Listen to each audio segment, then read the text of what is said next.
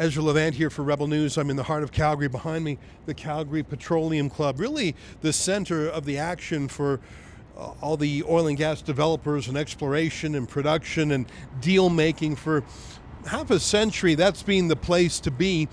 And the amount of wealth that has been unlocked, not just for Calgary and Alberta, but for the whole country, is staggering. It would be in the trillions. You probably saw the headline recently, though, that under Justin Trudeau and Mark Carney, about $1 trillion has either not come into Canada or been run out of Canada because of their obsession with taxing, blocking, stopping, carbon taxing, carbon capturing oil. Only Alberta ethical oil, Saudi conflict oil, is still welcome to come to Canada on the East Coast. There's this bizarre hatred for Alberta oil. At least Pierre Trudeau, when he brought in the National Energy Program, he didn't want to destroy oil and gas. He just wanted to steal the wealth. Justin Trudeau and Mark Carney actually want to stop oil from being produced at all. And here we are, more than a year into Mark Carney's tenure as Prime Minister, and there are no pipeline projects that are even being contemplated. Just a vague MOU, Memorandum of Understanding, that's supposed to placate Albertans. Well, it's not working. It's ironic that in these towers, no one is talking about investing more in oil sands production in Canada. In fact, they're planning on investing in Venezuela, recently liberated by the United States. Imagine that. Just stop and think about that for a second. Venezuela is considered a lower risk investment for the oil patch than Alberta. And it's just broken. This, I think, is one of the many reasons why Albertans simply need to have an or else whenever they talk to Ottawa. What do I mean by that? We don't want the carbon tax. Or else what? You and what army? What are you going to do? Has been the response really since Alberta was born, because what can Alberta do? It's a small population in a system that's rigged against it. Alberta routinely votes against Ottawa's wishes, but so what? It's always subject to the will of the Laurentian elite and the masses of votes in Ontario and Quebec. But getting that or else is possible if Alberta takes a page from Quebec. In 1980 and then again in 1995, Quebec gave themselves an or else when negotiating with Ottawa. Give us 3 seats on the Supreme Court. Give us control over our own immigration, our own pension, our own police. Give us more money for our cultural industries, or else, or else, or else. And the rest of the country jumps to attention and salutes every time because Quebec has a real or else. Now, I actually don't think Quebec wants to go. I think they love having the good cop, bad cop just channel power and funds to Quebec. I think they've really worked out the system. And I think for Alberta, if Alberta were to separate in an independence referendum, I think it would be amazing. It would be as wealthy as Monaco or Brunei. But even if it were to come just close, 35%, 40%, 45%, it would then eternally have an or else that could maybe let it be respected and answered in Ottawa in a way other than just being dismissed. Now, we've got our beautiful billboard truck here. We've been all over Alberta. And our message is, send the bastards a message they'll never forget. Ottawa has declared war on Alberta's energy workers. Every pipeline they kill is a paycheck stolen from an Alberta family. Ottawa killed Energy East. Ottawa killed Northern Gateway. Ottawa banned tanker ships. For years we warned them. Now it's time to fight back. And I think the call to action is not, hey guys, let's go build a new country. I think the call to action for every Albertan is, send them a message they'll never forget. Are you upset about the way they treat Alberta with pipelines, with mass immigration, with anything they touch that they mangle? Are you upset with their soft on crime laws? Are you upset with their out of control judges? Send them a message they'll never forget on October 19th. You know, when I was growing up in Calgary, it was so much hustle and bustle and entrepreneurialism. Unemployment was always the lowest in the entire country. There were people, even with no skills at all, who would be paid big money just to go and do jobs on a work site. It was an incredible place. But now There's very little new investment, because who would invest in the face of Mark Carney saying he wants to strand oil as an asset and he wants only clean energy, which no other country in the world would commit economic suicide in the same way he expects Alberta to do so. Under 10 years of Justin Trudeau and Mark Carney, Calgary has changed.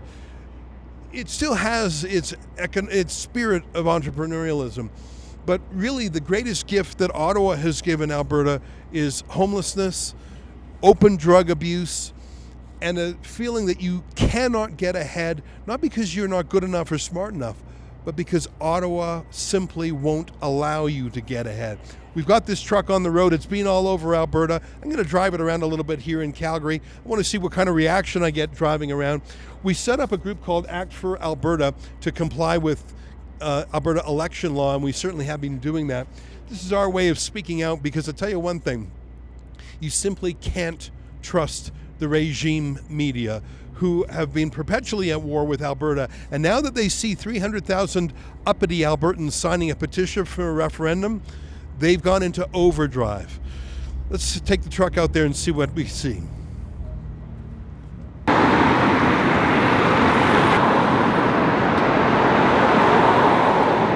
Chris, good to see you. Absolutely. Cheers. These are my friends from Rebel News. Well, nice to meet you all. Well, thanks very much. Keep up the fantastic work. Oh, it's nice of you to say. The few media out there we can listen to.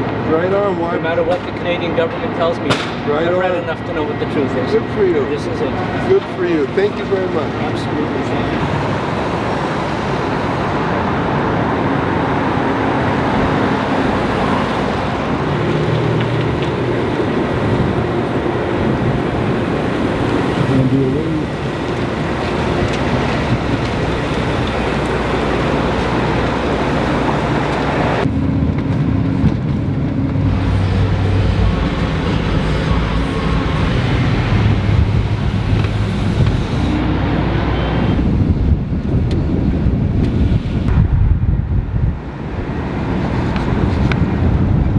That's very sad.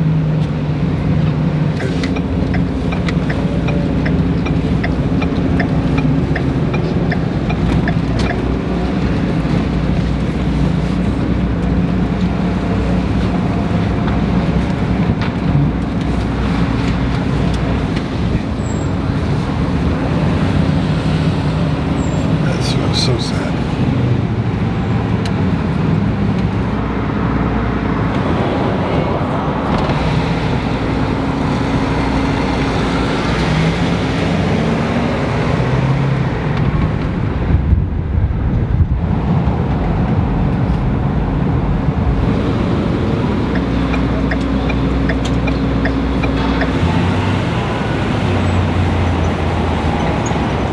Half an hour driving around downtown Calgary, and it's been a while since I've gone in some of the nooks and crannies. The first thing that hit me was I was so shocked by the homeless encampment on the east side of the city. I've never seen it that bad. It truly rivals what I've seen in San Francisco's Tenderloin District, Vancouver's downtown east side. And there's a lot of blame to go around for that, but I think Justin Trudeau really will be remembered for, quote, safe supply of hard drugs, and obviously that was a provincial policy too, but it's just shocking. And to see that mixed with migrants who come here who don't have work, and it's just a terrible combination of drug addiction, homelessness. It's not the Calgary I grew up in. The other thing that's missing is the people. I mean, it's the first gorgeous day of spring, and we drove not just in sort of the homeless encampment areas, but right through the thick of these tall towers. I think part of it is this city is gutted. I mean, the vacancy rates in these towers is probably 50%. Some of that, of course, is a leftover from COVID times when people started working from home. But I think that's what happens when you drive out $1 trillion of investment. If they were building new oil sands plants, new pipelines, each of those are $10 billion investments. You have 5 of those going on. This city is full up. And by the way, you probably have some motivation and some funds to get some of those people out of their despair. So this is Calgary, once the beating heart of Canada's economy, after 11 years of Liberals. And I guess that's what I'd close on today. There's like I say, two reasons to vote yes. One is if you want an independent country, and I think Alberta would be an amazing country. But I think a more impactful reason, and I think an important reason to vote yes is, as we say on the truck, to send the bastards a message they'll never forget. The people who have done this to Calgary, done this to Alberta, who do it every day, the people who import OPEC oil but block our exports of ethical oil, the people who try out their experiments in everything from transgenderism to racial discounts for violent crimes, send them a message they'll never forget. This is the one chance for Albertans who are always ignored to send those bastards a message they'll never forget. For Rebel News, I'm Ezra Levant.